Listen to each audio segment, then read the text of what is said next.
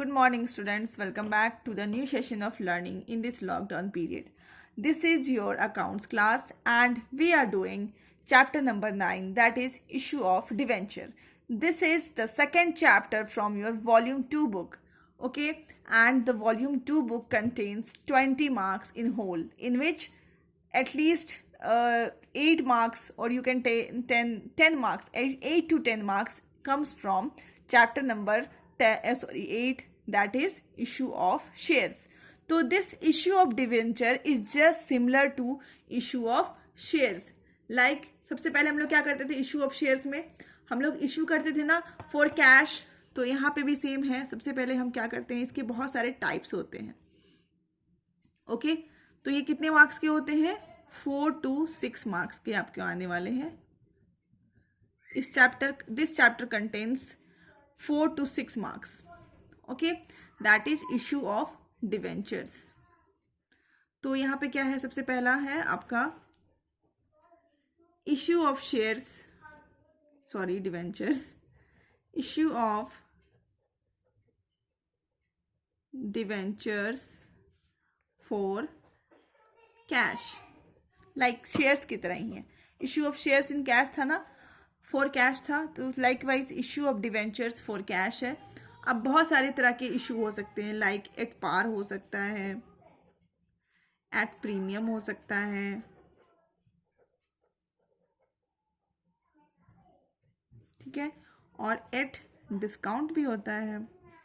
जबकि हमें issue of shares discount भी होते थे पहले, ठीक है, बट अब ये हमारे सिलेबस में नहीं है, इसलिए हम लोग नहीं पढ़ते हैं. फिर नेक्स्ट क्या है,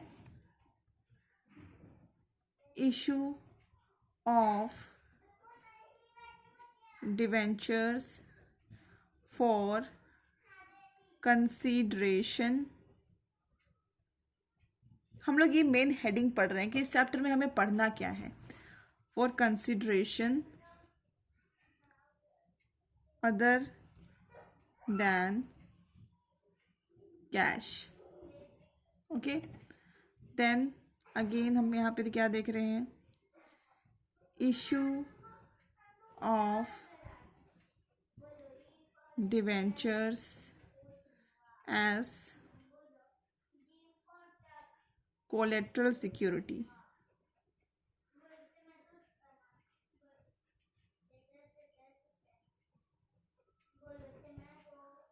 ठीक है, देन अगेन हमें इसके अंदर और भी पढ़ने हैं, that is interest on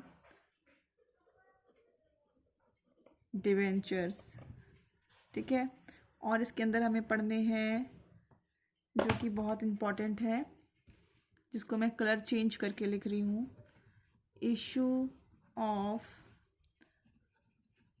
debentures for from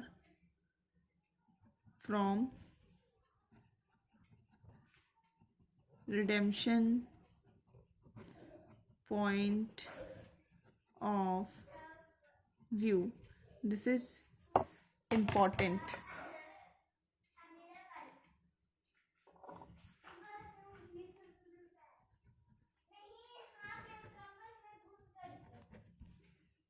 ठीक है, this is important.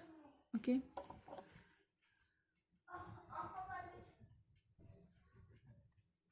देन हमें लास्ट में क्या पढ़ना है,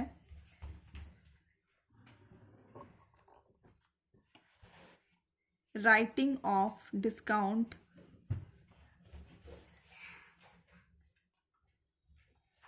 राइटिंग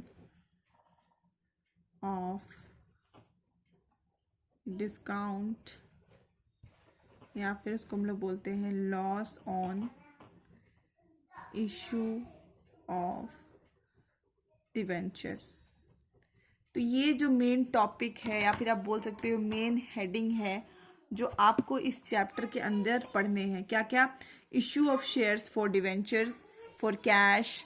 ठीक है, कि इसके 3 केसेस होते हैं, एट पार, प्रीमियम, डिस्काउंट. फिर आपको पढ़ने हैं issue of debentures for consideration other than cash, ठीक है। लाइक जैसे हमने पढ़ा था कि हमें अगर मशीनरी खरीदनी है तो हम क्या करते हैं, वेंडर को शेयर इशू करके मशीनरी ले लेते हैं। लाइकवाइज यहाँ पर डिवेंचर इशू करके हम कर लेंगे, that is other than cash, okay. Then issue of debenture as collateral security, writing off discount और लॉस ऑन, जैसे हम डिस्काउंट देते हैं ना तो हमारा एक अकाउंट खुल जाता है, right, that is loss on issue of debenture, ठीक है, दैट इज उसको हम क्या बोलते हैं, writing off discount. Then interest on debenture, आपको पता है कि जो भी आपको आप इंटरेस्ट लेते हो, मतलब डिवेंचर लेते हो, उसके ऊपर आपको क्या करना पड़ता है, फिक्स रेट ऑफ इंटरेस्ट देनी पड़ती हैं, तो उसके लिए हमें यहाँ पे एंट्री सीखनी पड़ेंगी। Last is issue of debentures from redemption point of view, ठीक है। तो ये इतनी सारी चीज़ें पढ़नी है हमें, ये हमारा मेन आउटलाइन था।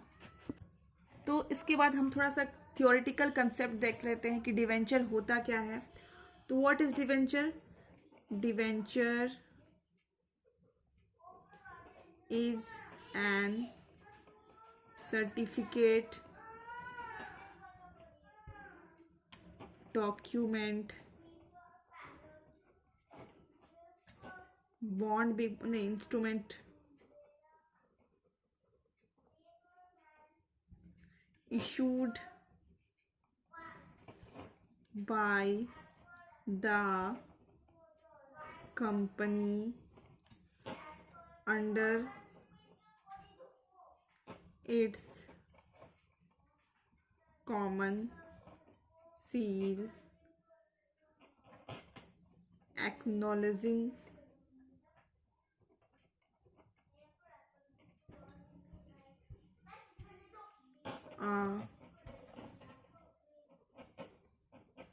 debt, okay, having condition that repayment of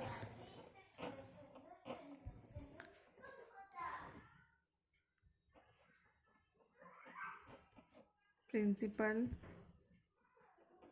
and